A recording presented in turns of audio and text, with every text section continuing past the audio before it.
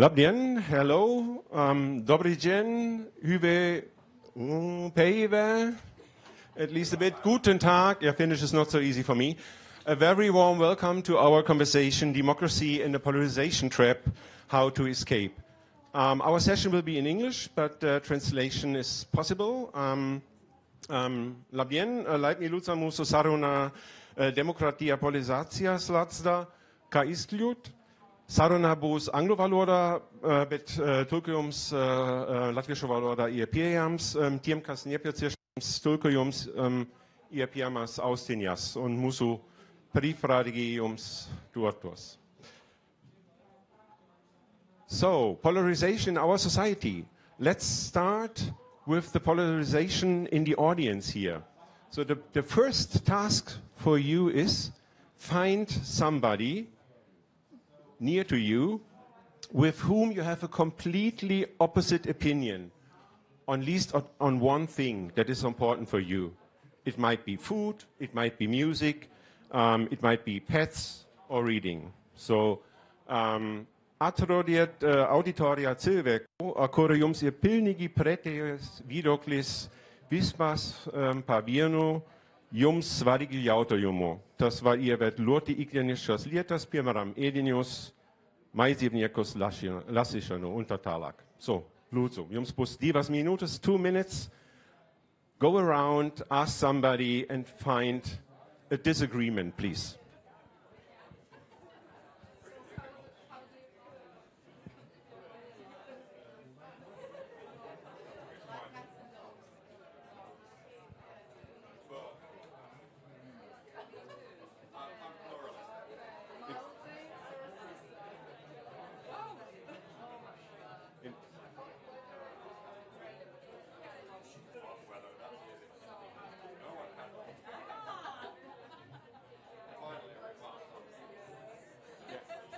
In Germany it would be easy, it would be the football club.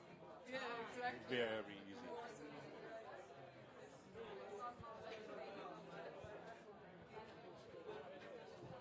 So, did you find anyone? So, I see 2 ladies, you're ready to share about your disagreement, your internal polarization?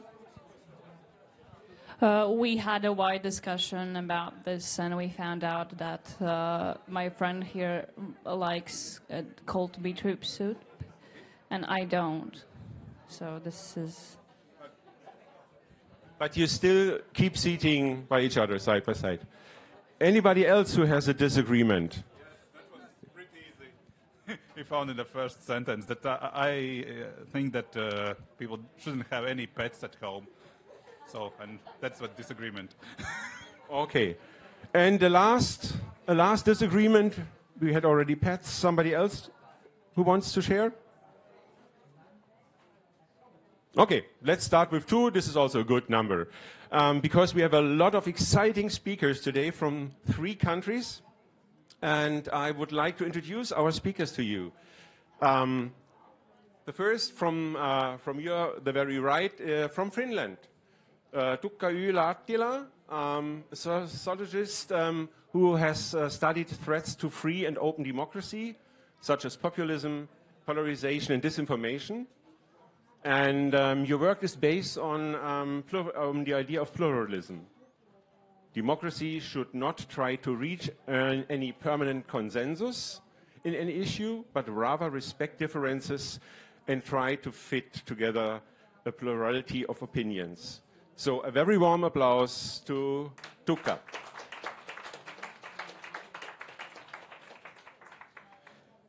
Directly in the neighborhood of Latvia, not far away from here, is Poland. And, and it's my pleasure to introduce Joanna Zięba to you, a local activist, a trainer, cultural animator, and also assistant professor at Warsaw University. She gives lectures and conducts workshops on the subject of social cohesion and inclusion, participatory work with local communities and community dialogue. And she's also the co-founder and board member of the New Community Foundation in Poland, which was funded 4 years ago, especially to reduce the polarization in Poland in the context of social conflicts, inequalities, and exclusion. So, a pleasure to have you here, Joanna, and also a warm applause. Thank you. And last but not least, from Latvia, Arita Featherstone with a beautiful Latvian surname, a professional supervisor, organizational change facilitator, and a leadership coach. I heard you believe that this zeitgeist is best described by which was once said by the American artist and author Khalil Gibran. I quote from your website. Between what is said and not meant, and what is meant and not said, most of love is lost. Arita has been working extensively with conflicts and divisions among people and within organizations, and has particular interest in societal matters. So, welcome, Arita, here, and also applause for you, please. So let's focus a bit maybe on the topic itself. And I would like to quote the German Minister of Nutrition and Agriculture, Cem Özdemir, who said, very simple, people no longer talk to each other, they no longer believe each other, and they accuse each other of all the evil in the world. Our goal is to keep the country together in the middle. What means the middle? The phrase, people are no longer listen or talk to each other, has become quite common all over Europe and in the US as well. Today, for many people from diverse spectrums, things are seen either absolutely right or absolutely wrong. Black and white, there is no grain in between. And they are often writing off someone's opinion once they can be labeled. You're not my peer group, I won't respect or accept your opinion. And the interaction become really worse. In social media, but also around dinner tables, in classrooms, maybe in the families, and on the streets. Hopefully not at a conversation festival LAMPA here, therefore we are here. Usually I don't like when people play with smartphones during lectures or sessions, but now I would like to invite you to do this and take part in our first Slido question. And I hope that the colleagues from the Technik start this. Yeah. And the first question for you to answer, simply scan the code or go on the website and use the number, is what are the drivers or catalysts of polarization? Kas veicina polarizāciju? And please write in your opinion, and we see it here popping up.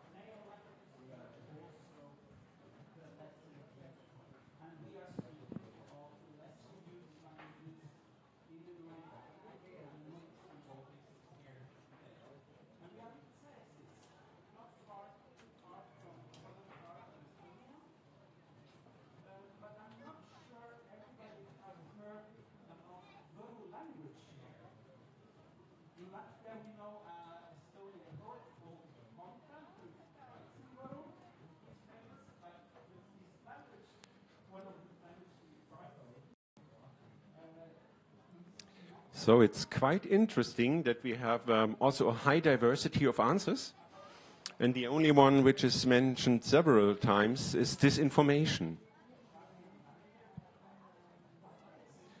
You could still use the Slido, but I would really like to hand over to our three panelists and give their view on this question.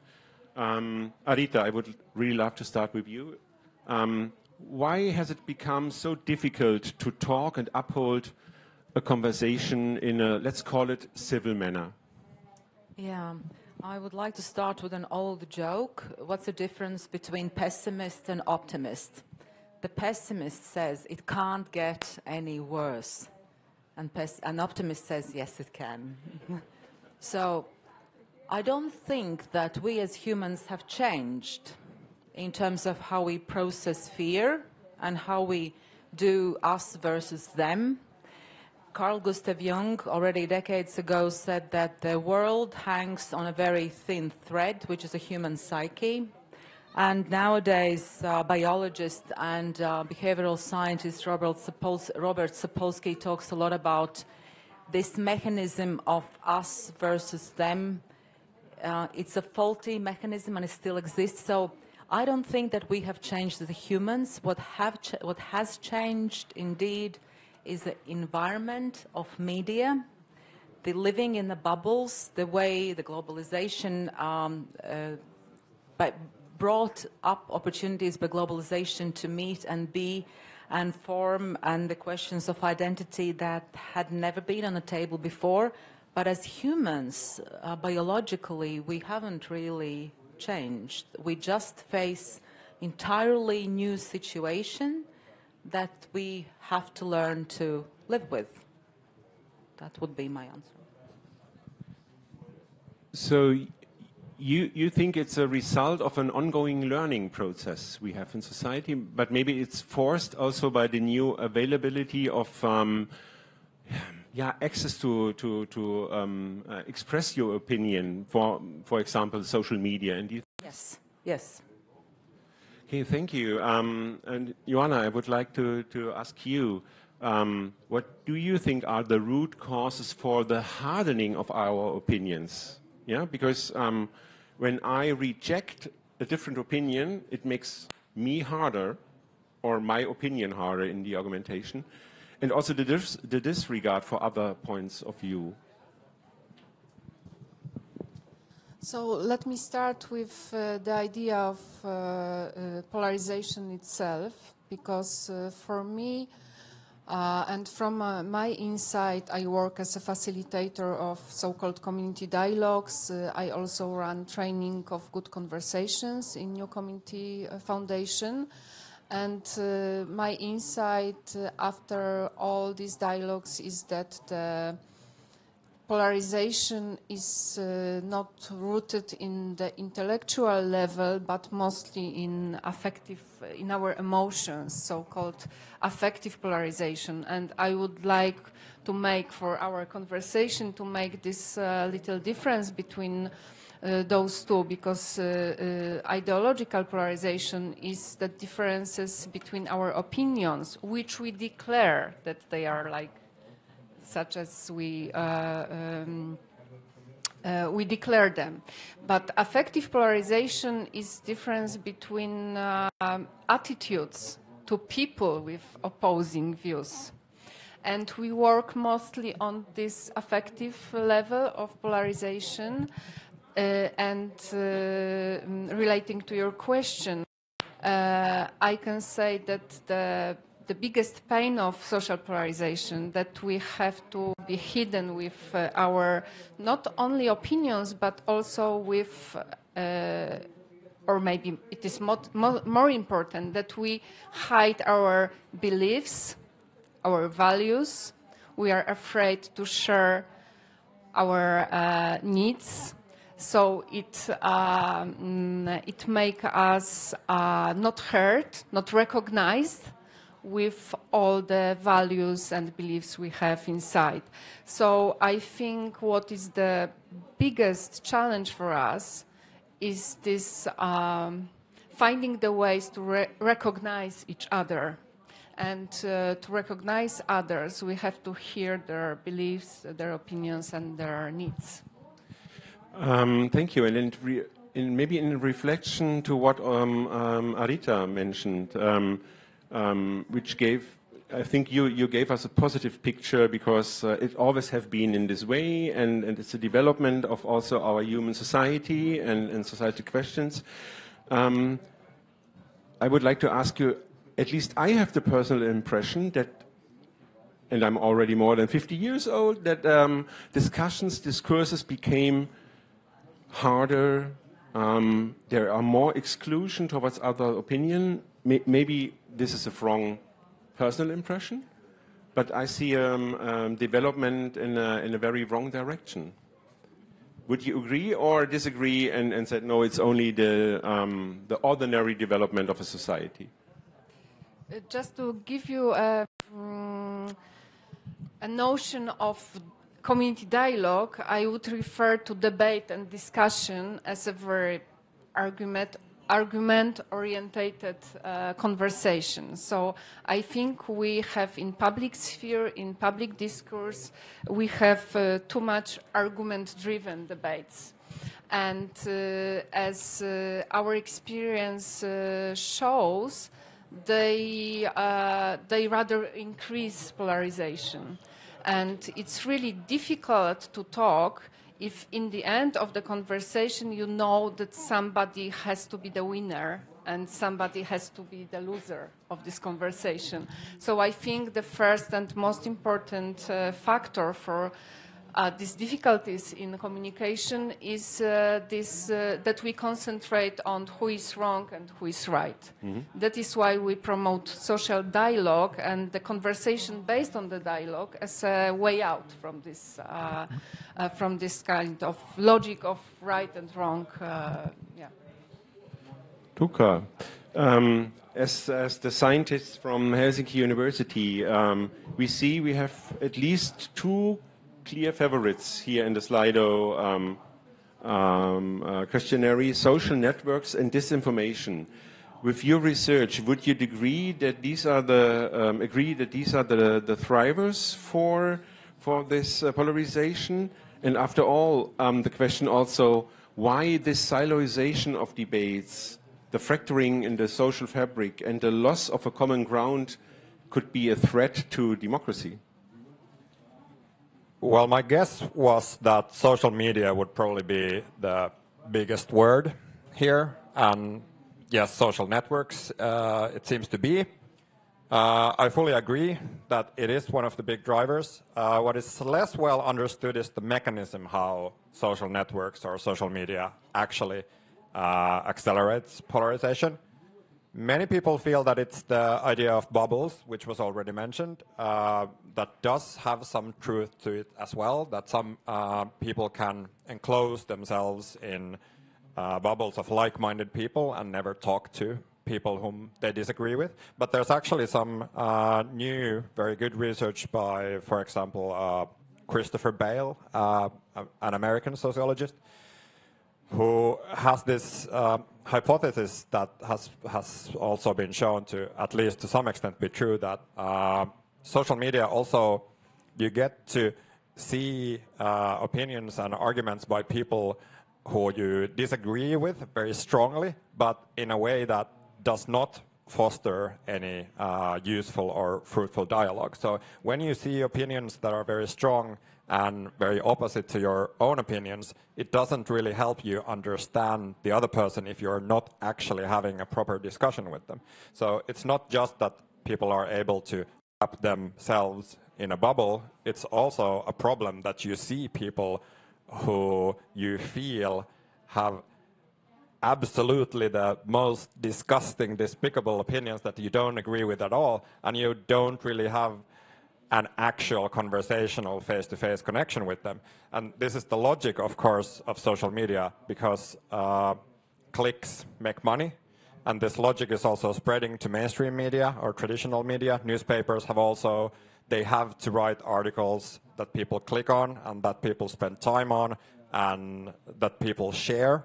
And those articles are the ones that appeal to our emotions, that make us think that we're right and there are some other people who are very, very wrong on this. So the logic and the culture of social media created by the revenue logic is also spreading to media at large and society at large. And that's at least as big a problem as the bubble effect.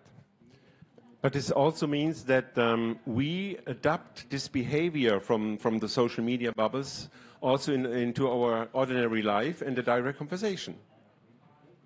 Yes, and also I was thinking of the role of the leaders, people in leadership roles, in any leadership role. Let's take politics. it's almost becoming normalized to dehumanize.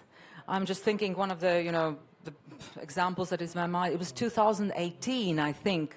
Trump at that stage said that immigrants are poisonous snakes. He said that all over the world. The president of United States actually dehumanizes, and that's been normalized. That's a road to genocide, and this is what's in the media. How can it not influence how we feel about polarization and all of that if people in leadership roles are doing it?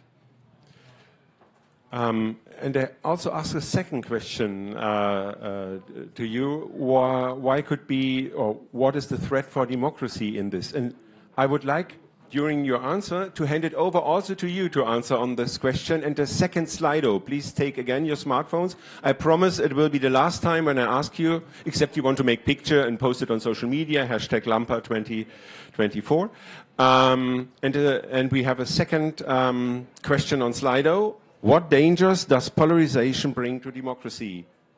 Kādas briesmas polarizācija rada demokratijai? But Tuukka, you're absolutely fine to start. Don't mind my answer, just write your own.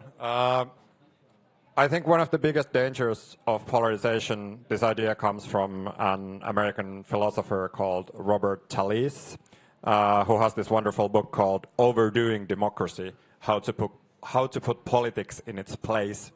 And his idea is that democracy, even though it's a good thing, everyone would agree that it's a good thing, you can do too much of it. If you let having political opinions and trying to influence the world take over your whole life and all of your other identities. All of us have other identities than political identities. We are fathers, sons, mothers, daughters. We might be members in various clubs, associations. We have a work identity. We might have hobbies that are very important to us. We might belong to various subcultures. They're not necessarily political. Though they may have political elements, but they shouldn't be all about politics. Because if we let politics subsume everything else and we let politics swallow everything else, we don't really produce much as a society if we forget art, if we forget families and so on. So there has to be more to life than politics, even though there are injustices and various things that we have to affect in the world. We can't let all of our identities become political identities, which has to some extent happened in the United States. Like your choice of where do you go to get a coffee or which car you buy or what do you do in your spare time is politicized. You choose based on whether you're a liberal or a conservative, a Democrat or a Republican. And if that becomes the sole divide, the only divide in society, then we don't have anything else that is beautiful in life. So that, I think, it's the biggest problem, politics swallowing everything else. Thank you. Joanna, when you have a look on our Slido results, I personally was a bit surprised. The end of democracy, a very concrete threat, which is quite interesting. But also the second place is distrust.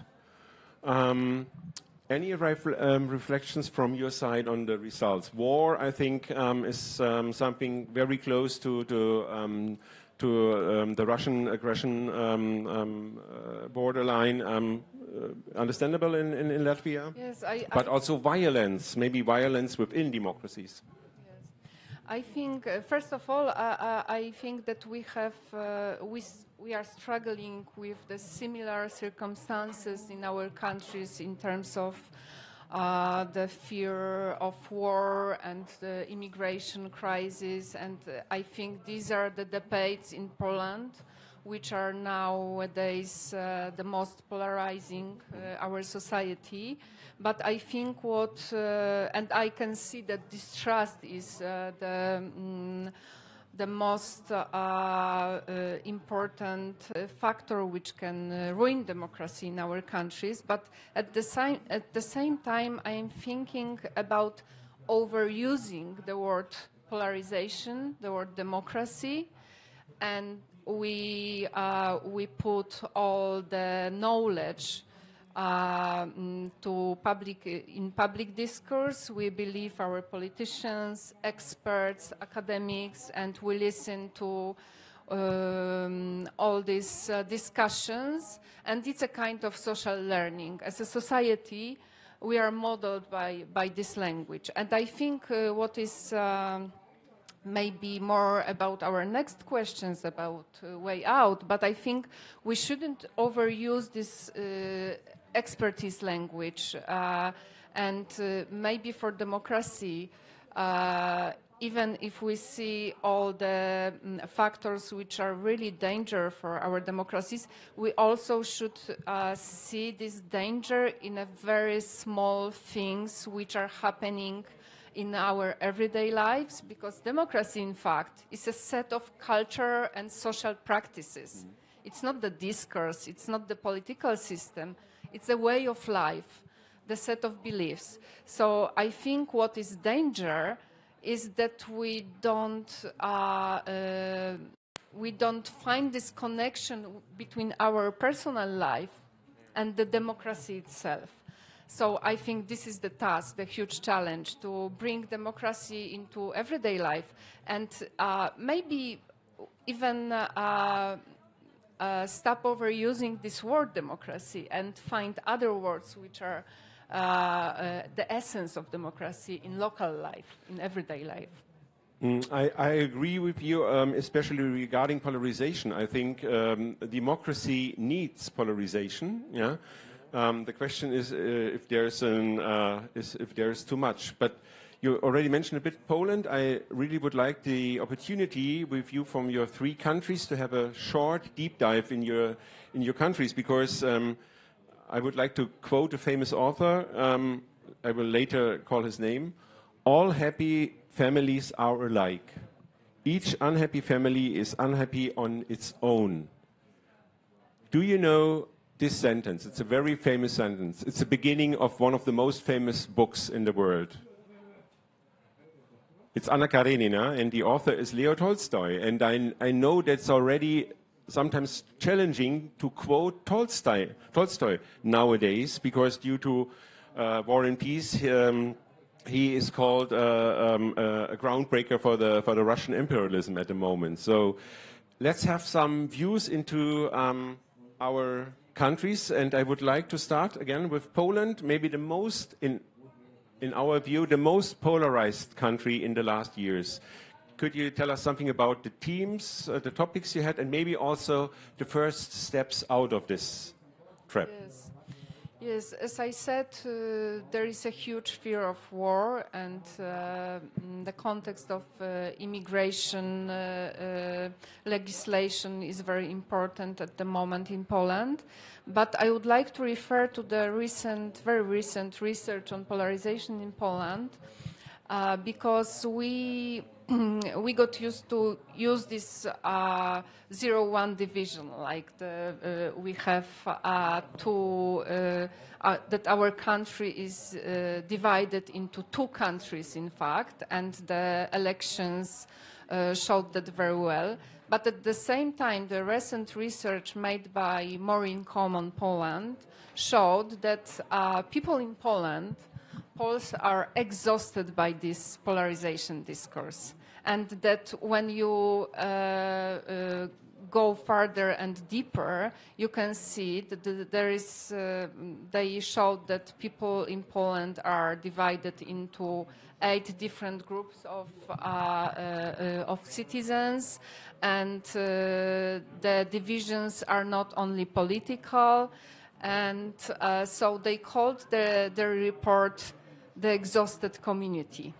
And I think this is what is the best title, because I think in Poland we are really tired of being polarized. And we really hope for some other language of public discourse for us. Okay, thank you.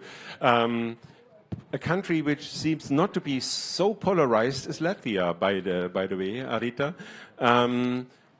And often people think it's an ethnic polarization, but the first social cohesion radar on Latvia, presented last year, shows us different insights in this topic. What do you think? What are the thriving forces for a kind of polarization in Latvia? And are there already any ideas or activities to overcome this? That's I find it a difficult question to answer in this format because it's I believe that I was surprised that you said that Latvia is less polarized than Poland. I think it's the opposite, but then I don't know. Mm-hmm. As a Latvian, having lived here and in other countries as well, I think we have a complex situation of polarization, and it's not just any longer, not just ethnic centered polarization. I was quite surprised the effect of that COVID had on our society as well, and how that influenced the relationships between otherwise united communities, and how they were split just because of different views, how we should go about that illness. So I think we still are struggling with two groups, with the Latvian group and the Russian-speaking group, and identities trying to find together. But I very much am with what Joanna said about tired. We are tired. I also experienced that as a society we are tired of being ethnically polarized. We're tired. We're desperate, especially younger generation. We're desperate to find new ways. And the sad thing is that the beginning of the war, re-traumatized instantly again. It sort of brought up the old traumas, and as we know, unhealed traumas always surface in a situation of fear. So fear is up again, and fear is my keyword actually for this discussion is a fear, and I will come to back later. So fear is there. Fear is the key word. It's there. Okay, but if you both mentioned that our societies in Poland and Latvia, unfortunately I don't have this impression for Germany, maybe we are not polarized enough, are already tired of this, then this means there is a momentum maybe to make a shift, or and any ideas from the both of you, what could be supporting this momentum, using this tiredness to get a new approach of a less polarized society? So maybe if I can start. I think we should take all the public discussions into the local yards and to families and local communities, and turned it into the conversation which is more about understand others and less about being right or wrong. And what is our main idea in the new community foundation is that we desperately need space for normal everyday conversations, but we don't know how to speak and how to talk with other people. So we need to exercise all the time, because what is important is to underline that the unit of the transformation, social transformation, is the small group, the small groups. The small communities are the units of transformation. So, in fact, small group conversations, small group practicing democracy is in Poland probably the most important thing to express our opinions with neighbors, with families, and to deal with difference. So, I think if you can speak without anger with your uncle who is of completely different views, you will be better in expressing it in your neighborhood and in your workplace, etc. But then this means we have to go out of our bubbles at the same time, because I have the impression that all my friends, my colleagues have almost the same opinion or political views I have. And this, it has becoming less diverse the older I get, yeah? Yeah, absolutely. I'm with you on we have to get out of our bubbles, however uncomfortable it is. And if you speak to a peacekeeping specialist, whether from Northern Ireland or whichever Balkan country, then actually peacekeeping means keeping something which is not a real peace. Real peace and real connection happens when there are relationships built across bubbles. It's true. And it does require a lot of inner work. We will maybe come later to it. What can I do as a person to help myself to step out of my comfort zone in my bubble and to go out to the bubble that's not mine bubble, that's them, and start, you know, with the first step, perhaps getting to know, and through that, building relationships. Real relationships is what transforms kept peace into real peace and into connection. And it's difficult if there's a lot of fear. It's not an easy process. Thank you, Tuukka. Finland is the most happiest nation in the world for several years in a row. A country where the... Must be a mistake there. Maybe ChatGPT made a mistake or something like this. A country where the motto is translated, happiness means sitting in underwear at in front of television and drinking beer. This is unbelievable. I like it. I really want to become Finnish. I think anybody here is thinking, okay, is there any polarization in Finland? You seem so happy, or are you happy because of the polarization in your country? Maybe you give us some insights and also maybe some ideas how to overcome challenges. There is definitely polarization in Finland as well, and it has been increasing somewhat within the past decade or so, but it's still not super bad. I think what we have in Finland is a fairly strong culture of pluralism. Some people have said that Finland has a consensus culture where we strive for agreement, but I don't think that's quite right, because I don't think consensus should be the goal of democracy, because a consensus always necessarily shuts out some voices, because we can't always agree on everything. There is disagreement in politics and society more generally, and there must be disagreement, because otherwise things would stop and not advance and progress. We did a study with a colleague of mine, Janne Lehtonen, about Finnish politics in COVID time, and we found that in spring 2020, when the crisis first hit, politics almost disappeared from Finnish politics, because the opposition sided with the government, saying that, okay, we understand that this is a really serious situation and we must be in this together to fight the disease together.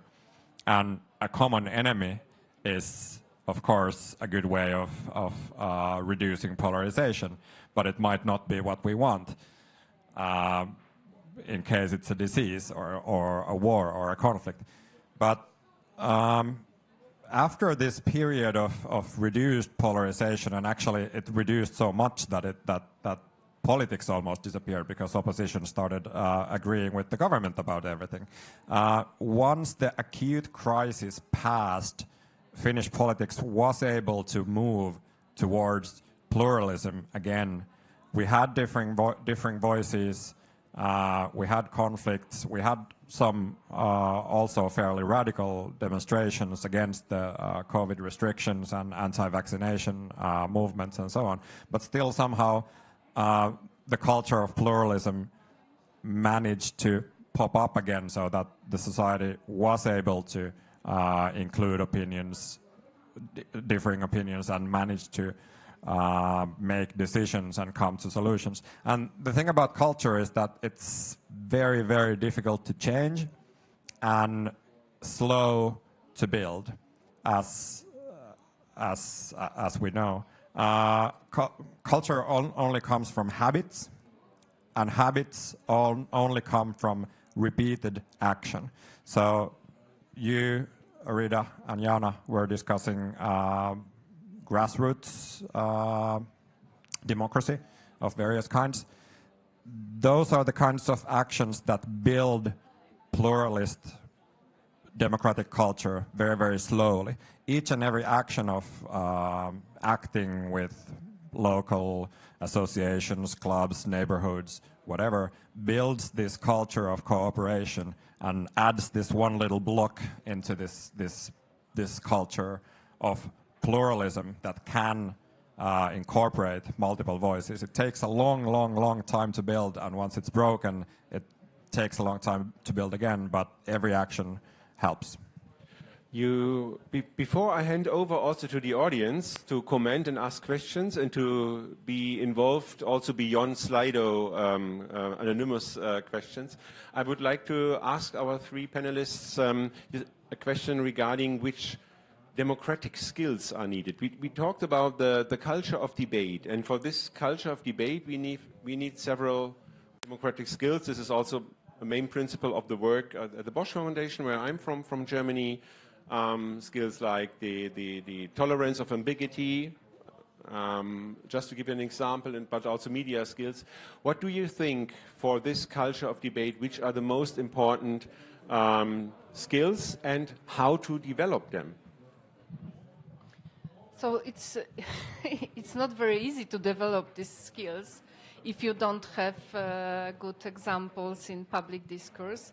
But in New Community Foundation, we found the way, I believe, to exercise with our society such skills for communication. And we decided to organize nationwide program Polish Dialogue, which offers both community dialogues online on different important topics, and these are 12 people conversations with 2 facilitators, which are very unique experience of being with completely strangers in the same room, let's say, online of course, but you can, during these dialogues, you can exercise this idea of listening to others, because conversation is not only about talking to others, it's also, maybe it's more important, this skill of listening, active listening, being curious of other person and asking questions, because in the end, if you would like to be heard, you also have to listen to others. So this is the skill which I think is most important. And we also organize this training of good conversation, but in the beginning of this year, we started this program, one-to-one conversation. It was called Poland Talks, thanks to support of Robert Bosch Foundation. And we organize this one-to-one conversation around Poland, and people could talk one-to-one, and algorithm made them being so different because they had to answer the questions, and algorithm made this match that you could talk to somebody who has completely different opinions. And the result, the conclusions from this project were amazing, because it turned out that we really suffer from this lack of conversations in differences, and people really appreciated this. The longest free conversations lasted for 5 hours, and the average duration was 90 minutes. It shows that we can talk with people with other opinions if there is a kind of personal stories involved, because we really need storytelling in our lives. And when the personal stories are involved, we are more engaged and more open to others. So, so we believe that these kind of meetings build the common trust and the openness which will help us to build the collaborative culture in the future, rebuild collaborative culture. Thank you. Arita, you are working also with organizations. This means this is not a voluntary group of participants. Could you share some experiences with us? Well, in organizations also work people. So I always say I work with people anyway. And yeah, to build on what Joanna said, we cannot really teach each other how to behave by reading books. We can only transform our relationships in the best way by experiencing what magic happens in dialogical setting. And this is what we've been talking about, that it's not the debate where someone has to win, or it's not the discussion which also implies a little bit of right or wrong or better opinion. It's really sitting together in an equal setting and hearing each other. Still, that ability to sit together and hear would be one competency. The other one, I think, actually the most important is self-awareness. Let's be honest, how often do we investigate ourselves? What is my fear? Do I own my fear? Owning my fear and processing it is a very good start, because thinking, not being afraid of my thoughts, thinking actually is okay. What is not okay is acting out on it always. But if we are very afraid of our thoughts, we tend to confuse revenge for self-protection. So the fantastic start is to really process own fear and to recognize whether I want to have a revenge against someone, or I just feel like I need to self-protect. Completely different story. Also knowing like what I am for, what I'm standing for, not against, but for, and then I have more room to hear what you are for. And that's where we can meet then. Developing the muscle of empathy by actually having a curiosity into the other, so to say. And I'm also very aware that we cannot request this from people who are in active state of war or fear. I would not dare to ask Ukrainians currently to experience an empathy towards Russians. That would be abusive. But if I'm not in a relationships of an active war, I can sort of extend my empathy muscle. That would be also a very good start. And being aware of personal power, and we all have it, regardless our roles. We have higher social ranks. Know your social rank, which is higher than others, and then be mindful how you use it. So self-awareness in a nutshell. Thank you very much. Tuukka, for societies, your advice, your experiences, what has helped in Finland? Well, I'm not a religious man, but I do find that many religious teachings of various religions have wisdom to them. So I would like to cite a prayer, if I may, the Serenity Prayer, which is also used by several organizations, but it goes something like this.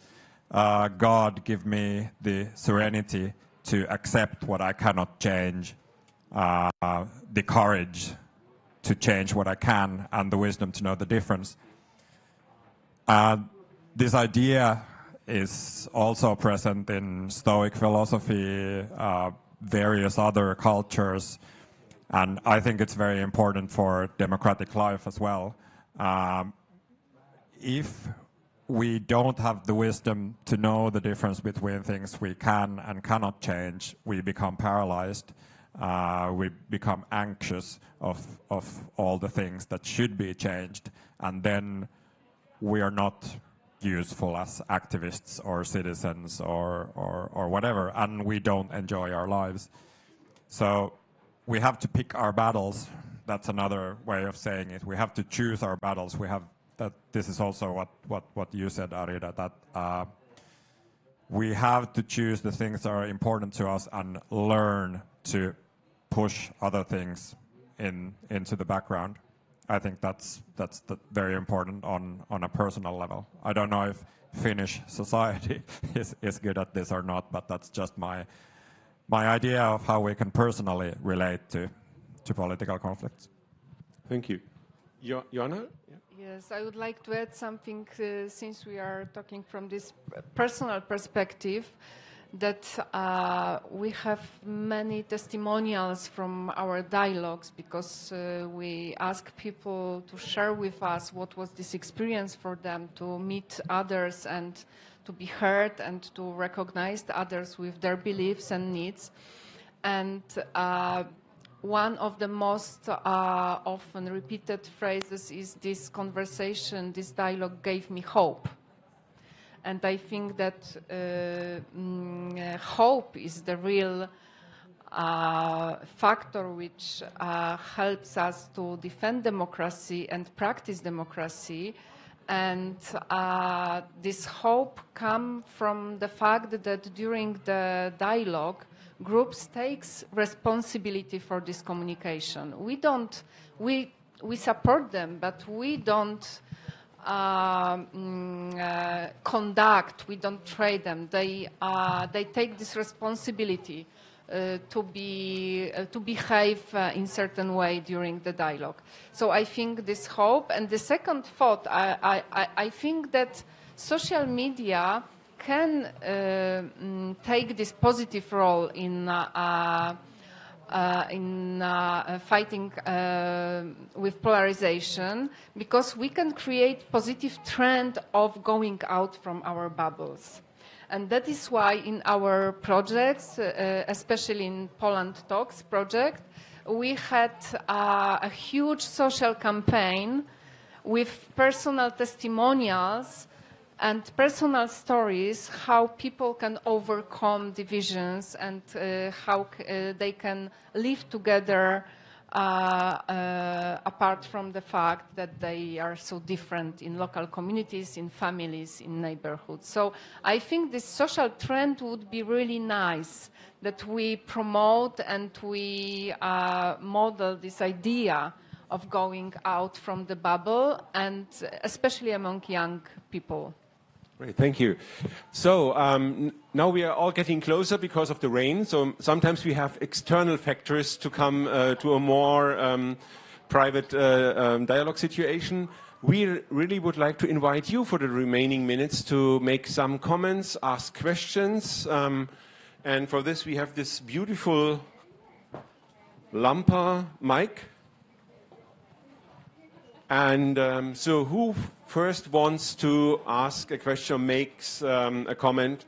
Yeah, and please introduce you very briefly, because you know where we are and we would like to know who you are. Thank you. Thank you. My name is Cēsis, and I would like to go back to the beginning of the conversation about polarization and social networks. It seems to me that one of the reasons why social networks encourage polarization is because many of the comments are anonymous. In other words, people don't identify themselves. And because they don't identify themselves, they express views which are much stronger than they would normally if actually it was known who they are. They would normally not express such views, but the anonymity seems to encourage people to be more aggressive than they are normally. I'd be interested in the panel's comments on this. Yeah. Thank you. Thank you. We could, if there's somebody else, then we could collect some comments and react on this. Guys, this is a dialogue festival. Just try it. We also try it since 1 hour here. Okay, I give you time to think about this. Unfortunately, the sun is coming out again, so we have to run. And the question about the anonymity of the social media. Who would like to start with the answer? Tuukka. I can go. I think you are correct, absolutely. And anonymity is one factor that makes people less inclined to consider others and to have an experience that other people are on a similar level to them. Many newspapers have disabled anonymous commenting on articles in recent years, at least in Finland, and I think in other countries as well. I think that's only one of the technical features of social media and online media that distance people from each other. Anonymity is one, but just the fact that you are not face to face and don't see the other person's face, their expressions, and you don't have to be in the situation. That's the big thing. You can walk away from your keyboard and you don't have to necessarily take the repercussions of what you say. So it is absolutely one of the technical features that creates polarization, which makes social media quite problematic, in my opinion. Joanna, you also I would like to add a question or to reflect on this, because I would have been agreed with this social media, but the last year or the last months, I have the impression that we got beyond this anonymity. We have so often, at least in Germany, with clear names now, these aggression, and not only a virtual aggression or a verbal aggression. You might have heard more and more politicians in Germany are really affected by violence, physical violence against them. And the people are clear visible, yeah? So they are now in jail. So I'm not sure if maybe the dams have broken already regarding this anonymity. What do you think, Joanna? Just to comment your question, which is about the problem which we cannot simply solve, but I think the problem is also that social media have this idea of amplification of this anger and this radical opinions, because it's, of course, it makes them more visible. So I think this is also the algorithm which makes this kind of discourse visible in social media, because it's amplifying all the time. It is amplifying. But I must say that in our experience of dialogues, online dialogues, we have many participants who are a kind of escapists from social media, because they are afraid of expressing themselves in this space, because it's no longer safe space to expressing yourself. And I think the result is that we also are more and more afraid of expressing ourselves in real life, in reality. So this is a huge problem which I don't know how to solve, but I think the results from this aggression and outrage raising in social media, we can see in public, as you said, in public sphere. Okay, thank you. So we have time for a last comment from the audience. I actually have a question for Joanna. You said earlier on, we have political debates that are more about being right or wrong, and you would like to see less of it and sort of take the conversations into the backyards and back into the families. Who is going to invite politicians in, and how can you imagine politics being closer to citizens, being closer to home and to decision making, if you want to do away with the more fact-driven debates? Thank you. Okay. So this is a very good question, I must say, because we are a non-partisan organization, and we are so afraid of collaboration with any politician, but at the same time, we are at the moment in some collaboration with government, because we are thinking of dialogues with politicians. We are thinking about trainings for them, and we don't think that debate can be something different, but for sure it can be conduct, it can have different values behind. So if we put some of the dialogue skills into the public debate, it will be great. After each training, we say people, if you take only one rule from this training, only one, that you don't interrupt, or you listen carefully, or you ask people if you understood well what they said, it will be enough for the beginning, because there is something intimate in democracy, practicing democracy, because these are small steps between people, what is going on in democratic life. So small steps, and yeah, my dream is that we will teach politicians how to debate with rules from dialogues, yeah.